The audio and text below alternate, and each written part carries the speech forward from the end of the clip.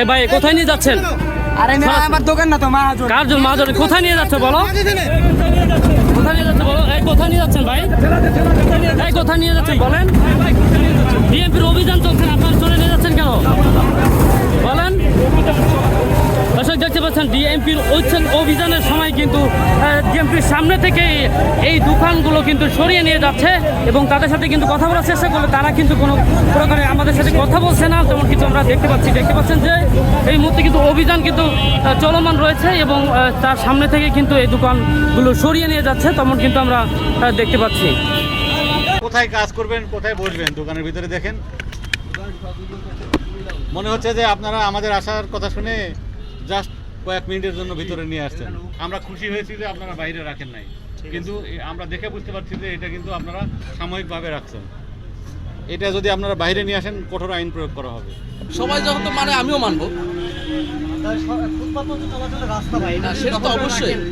এটা হলো আমরা তো একজন না 10 জন দোকান রাখে বোধহয় আমরা রাখি, আর 10 জনের যদি না রাখে আমরাও রাখবো না। 10 জন ভুল করলে আপনি করবেন না, সেটা তো অবশ্যই করবো না, এটা একজনের জন্য তো না। এখন ব্যবসা করতে গেলে সবকিছু স্যাক্রিফাইস সবারই করতে হয়, এমনকি সবার সুবিধার জন্য সবাই সবকিছু করে।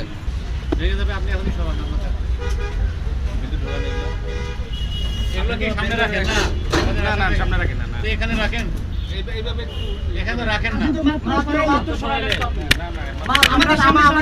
এইভাবে ছিল আপনি দেখেন, আমি ফুটেজ দেখেন, ফুটেজ ক্লিয়ার করেন, ফুটেজ দেখেন আপনি এইভাবে একটু অ্যাঙ্গেলে থাকে, এইভাবে থাকে জি জি এইভাবে থাকে।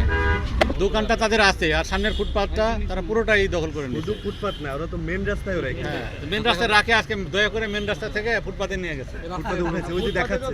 এখানে তো আপনার ওয়াশ করার কথা না, র্যাম্প তো এটা না যে আপনি ওয়াশ করে মানুষের চলাচলে অসুবিধা করবেন। ভিতরে জায়গা নাই তো, ওয়াশ করার জায়গা নাই তো, এখানেই করবে। মালিক উনি এখনো আসে নাই, আমরা ওয়াশ বাদ দিয়ে দিব, আমরা এই লাইনে ওয়াশ করবো না। লিখিত দিতে হবে তো আমাদের, আমরা লিখিত মালিকের লিখিত দিবে যে এটা আর করবে না, করার পরে কি অবশ্যই অন্যায়, অবশ্যই।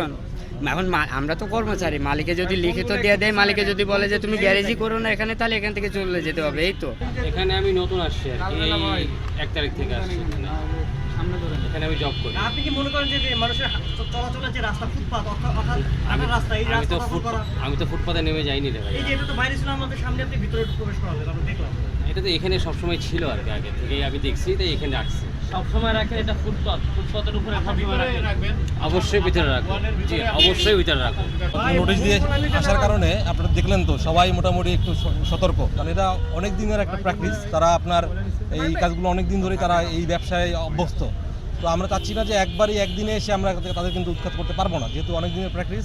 আমরা তাদের একটা মেসেজ দিচ্ছি, অভিযানের পরে আবার আপনারা যেগুলো উচ্ছেদ করেন আবার এগুলো হচ্ছে, এগুলো তো আসলে আপনারাও জানেন আমরাও জানি হচ্ছে, বাট আমরা চাচ্ছি যে মানুষের মধ্যে একটা মেসেজ দেওয়া, একটু একটু করে হলেও তো হচ্ছে, কিছু তো চেঞ্জ হচ্ছে। তো আগে তো আপনার এই অভিযানগুলো ছিল না, তাও এখন তারা জানবে যে অভিযানগুলো হচ্ছে বা ফলো আপ হবে। এভাবে একটু একটু করে যতটুকু আমরা ঠিক করা যায়, তারপরে আমরা আরও কঠোর অবস্থায় যাব। এখানের যে সমস্যা, রাস্তার উপরে আপনার দোকানপাট বসিয়ে, ভ্রাম্যমান দোকান বসিয়ে পুরো রাস্তাটাই কিন্তু দখল করে রাখে। মানুষজন রাস্তার মধ্যে দিয়ে চলাচল করে, দুর্ঘটনা ঘটে, কষ্ট হয় মানুষের। সকলের সহযোগিতা পেলেই আমাদের এই যে কার্যক্রম সেটি সফল হবে। আমাদের নজরদারি থাকবে, কিন্তু নজরদারিরও এক সীমাবদ্ধতা আছে, আমার জনবলের সীমাবদ্ধতা আছে। আমার এই কার্যক্রমের সাথে যদি সমাজের সকলেই যদি আমাকে এই কাজে সহযোগিতা করেন, তবেই এই কাজে সফল হওয়া সম্ভব।